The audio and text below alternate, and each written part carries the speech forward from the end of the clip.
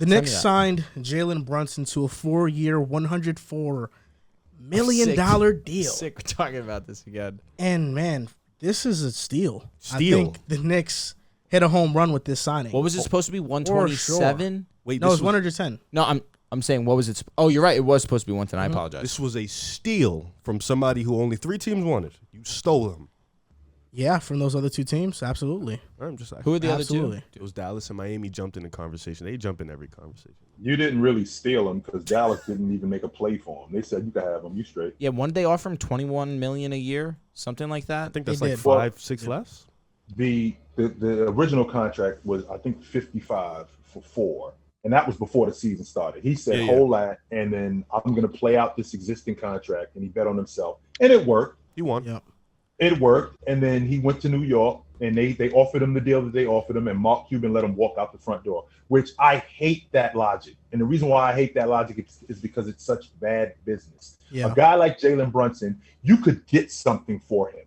You could have got something good. Just like when Boston let Kyrie Irving walk out the front door. Was Kyrie Irving good for what they were doing in Boston? No. But what I'm not going to do is I'm not just going to let him walk out the front door. I'm going to get something for him, whether it's a second, whether it's 2 1s, no matter what it is. I'm not just going to let him walk out the front door. And I think that it's bad business when you let guys of that talent just walk out the front door. I still got to see what the fit is with him and RJ because I don't think he passes enough for me. But we're going to find out. Yeah, if the Mavericks want Evan Fournier, we're more than likely willing to give him up, for sure. Dude, this one fly is going to be the star of the show today. He just I know. The camera really can't even see the flies either. It's pissing me off. Yeah. So, OG, you're questioning the Brunson fit. I'm going to give my spiel first because I'm hoping to change your mind. I know that Riv is fixated in his ways. I know that Drew lost cause too. Damn. So I have to. What's crazy is my notes are the complete opposite of what he's saying. I want to actually answer some questions about Brunson. So first off, talking about he's overpaid. His contract ranks 15th in value currently, and it's 16th annually. And we're not even talking about guys like LaMelo, who are next up in line to get paid. Yep. Tyrese Halliburton, Tyrese Maxey, Tyler Hero. So in a year, Jalen Brunson is going to be around the 18th to 20th ranked point guard in terms of contractual value. And that's where I think he's around in the NBA in terms of top point guards, which means he's not overpaid. That's just the one thing I want to get out there. To talk about him as a player, he's a great isolation scorer, 0.95 points per possession, 65th percentile.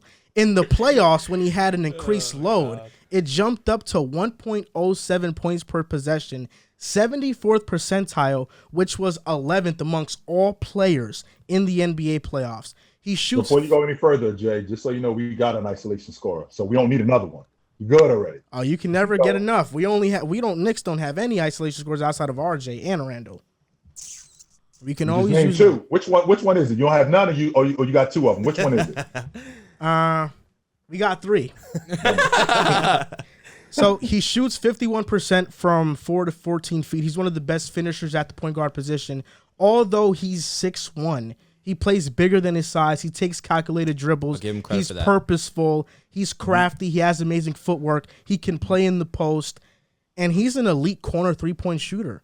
I mean, last year he shot 47% from there. The season before shot 51% from there. So if RJ wants to ISO Rando, you got a knockdown shooter in Brunson corner 3, something that PG Tucker, he's the best at. Brunson's not far behind. I'm telling you that. And he's one of the best finishers in the league. 90th percentile at finishing around the rim. For somebody that's 6'1" is amazing. And one of the best floaters in the NBA. Also, one of the best, players that do that shot.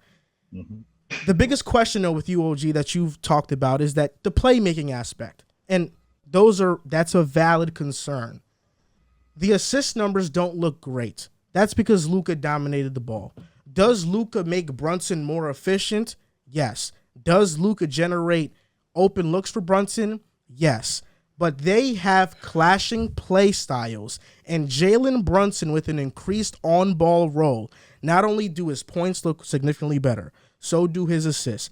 In 17 games in December when Luka missed significant time, he averaged 20 points per game, 7.5 assists, 4 rebounds, shot 49% from the field, and 35% from 3. So in that sample size, 20 and almost 8 assists per game is somebody who I think can be a very good playmaker. Now in New York with R.J. Barrett, with Julius Randle, that pick and roll dynamic can be good. R.J. finally has the best facilitator he's played with since coming into the NBA.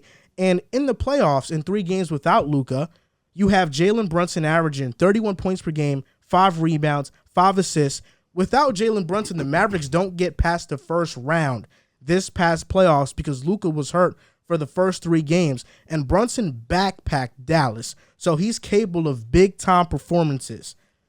Ultimately, this is the best point guard the Knicks have had in the last 20 years.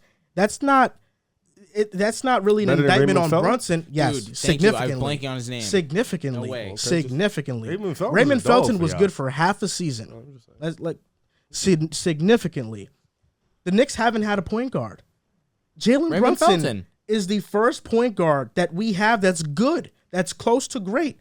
He's the best point guard we've had in 20 years in a landslide. Jason Kidd's washed. That's fair. And we still have Nate Robinson? Derrick Rose doesn't count. Derrick Rose, yeah, Brunson's better. And Derrick Rose came off the bench too. Yeah. We still have 5 first-round picks, a good young core. Brunson is just the first piece of the puzzle to the Knicks contending. He's the second piece. RJ's the first. Well, I'm talking about as of recently, like he's the all season moves. I understand. Yeah, and Mitchell Robinson, us extending into a contract. Mitchell Robinson is the first player the Knicks have drafted in the last 28 years that we've signed to a second contract. This tells me we're not the same old Knicks. We're trending in the right direction. We're keeping our players. We have a good young core. Brunson, he's the guy that's going to put everything together. He's the glue. RJ's ascending into a star. Randle, I hope at least I see him more efficient next year, but ultimately I want him to get traded. I think the Knicks, they're ready to be a playing team next year for sure. Playing locks. And Brunson's going to be a guy who's going to average 19 to 21 a game and 6 to 8 assists per game next season. And I think the fit and how he plays with the Knicks, it's going to surprise a lot of people. All right, playing locks. I'm going to list you some teams. You tell me, will the Knicks be better than them? Are you guys going to be better than the Pistons? Yes. Are you guys going to be better than the Wizards? Yes. Are you guys going to be better than the Hornets? Yes. Cavaliers? No. Hawks? Debatable. Hornets is a wait and see also. Just keep going with the list. Listen, maybe the Nets, because who knows the landscape of their team also. I don't know who the Nets are going to get. And then obviously Bulls, Raptors. Obviously Bulls? I'm saying Bulls and Raptors. You're taking the Knicks over the Bulls? Depends on what Randle we get. Mental illness. I'm just saying, best case scenario for the Knicks, Randle at least gets 75% to his All-NBA season. R.J. Barrett ascends to an all-star. Mitchell Robinson stays healthy. He's one of the best defensive bigs in the NBA. Jalen Brunson is a top 20 point guard lock for sure, averaging close to 20 a game, 7 assists. Julius Randle was his 75% of his All-NBA self. No, he was. No, he was not. He was. It was 19, 10, and 5. That's 75% of what he was. No, he was not. He was like. That's just you looking at the he was like numbers. 20% of what he was. No, of course. Listen, 70. So what was he? 50? He went from shooting 40% from 3 to 31%. Yeah, because he's not like that from the And 3. why is that? Why is that? Because Randle had no point guard. Alec Burks was the point guard. Now that we have Brunson, oh yeah, Randle's shooting 36%. Lock it. Okay. Lock. You shot a lot of numbers. You did it again. Giving us all these numbers from his time with Luka Doncic. Am I not supposed to use statistical evidence? Well, no, he's saying you did, but he's saying that I'm assuming it's gonna be hogwash. No, yeah, you did, and what you always love to do is you love to bring numbers from a different situation when they're playing off of somebody, and then bring it to another situation where it's gonna be completely different. Jalen Brunson is officially a lead guard. He's now going to be the guy who sets up the offense for you guys. Was it an overpay? Well, when you brought up the market stuff, no, not really. And when you look at all the contracts from the other point guards, no, not really. If you think about it, and the money's going to go up. So essentially, good job. You got your point guard. Thanks. This big three, though, of R.J. Barrett, Randall, Jalen Brunson, it really just hinders on R.J. Barrett and how much he can improve his game and ascend his game. I think Randall, we kind of already have an idea of what he's going to be for the long haul. Jalen Brunson, it's tough, man. It's really tough. New environment. Can he score in isolation? Yeah. Can he be a facilitator and run the offense as a playmaker? Still wait and see. I don't know yet. In Dallas, it was different. They had shooters everywhere. I don't think the Knicks have that in terms of just shooters everywhere. Yeah, Fournier's not good. Quentin Grimes. Fournier can be a shooter, but he's not good. Role player for them. Yeah, he's not good. So let's take those other guys off the table. Jay, let me tell you something, man. It's a lot different when they writing the songs for you. It's a lot different when you're in the back of the microphone and you're standing in the back as opposed to you at the front. And they writing all the songs for you, and you have to produce the hits now. So when you got, I don't know, David Ruffin at the front of the line, and all I got to do is sing back around, I sound a lot better as opposed to when I'm at the microphone and now I got to produce all the hits. Jalen Brunson looks a lot better with Luka. It's going to be, we remain to see what it's going to look like when he's running with R.J. Barrett, and he's the primary ball handler and the playmaker and the guy. It's going to be a lot different. You say that, but I thought throughout the playoffs when Brunson played without Luka, the 3 games, I thought he looked much better than when he played with Luka. 41 points, 31 points. No, that was incredible. And just so we know, so we clear, because I'm glad he brought up the numbers. Now, who was that he was smoking? So we clear? Mike Conley. The Utah Jazz, who only allowed 4 players to score 40 points that year. No, Mike the Conley. entire season. Mike Conley. And Mike Conley was the guy who had the assignment. Yeah, but Mitchell. Gobert was helping, and Brunson, Mitchell. Whenever Gobert helped, Brunson, he's being a great passer, was facilitating. We've all admitted at this table that the Utah Jazz are not good in the playoffs in defense. Their perimeter defense is arguably the worst in the NBA. I do have a question. Would you fight that?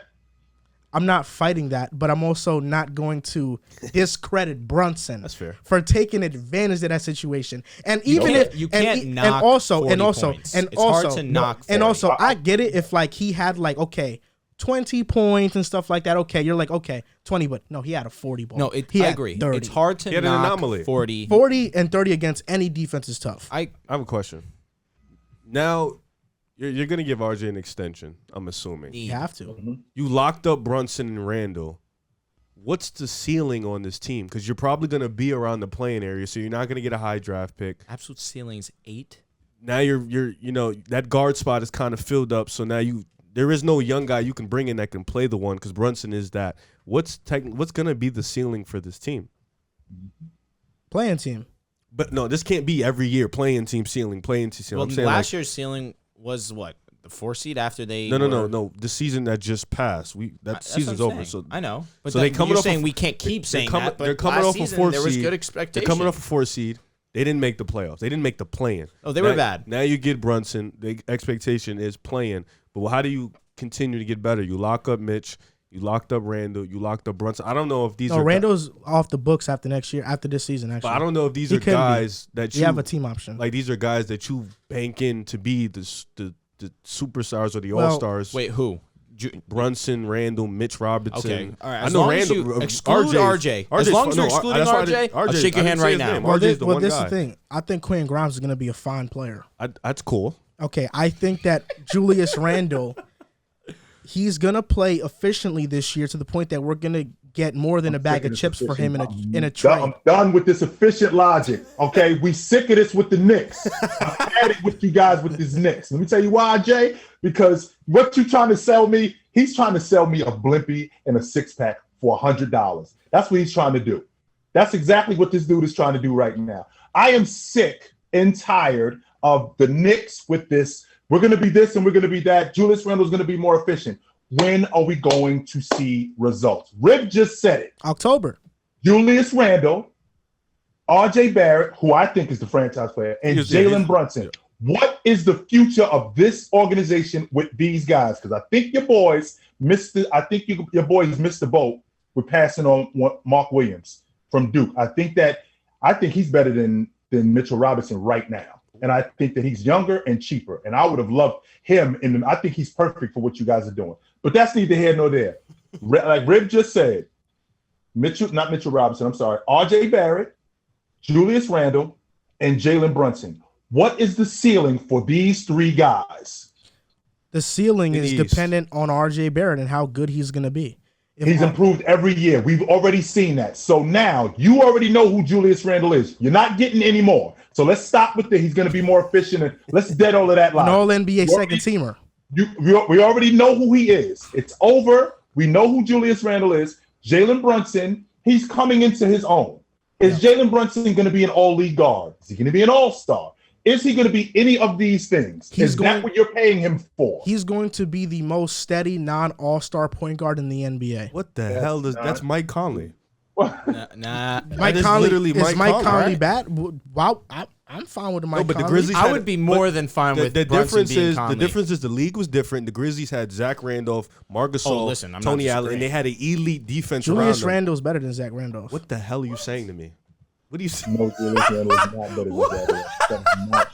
You ain't serious. You're not serious. You trolling. No, Julius Randle is not better than Zach. Has Zach Randolph ever had a season where he was second team All NBA? This is Zebo be talking about. OG, in your videos, you said I take being an All NBA performer very seriously. I take that very seriously. You know what else I take? You know what else I take very seriously? I take a guy whose first name is 20 and last name 10 very seriously as well. I mean, that's essentially. Listen, the Zebo, Julius Randle, it's not as crazy as you guys are making it. I ain't saying it's a wash. I'm not saying it's a wash. So he actually has made it All NBA. But Zebo, I think, is better than Julius Randle. I understand. Okay. He's made one All NBA team in 2011. What team? Third.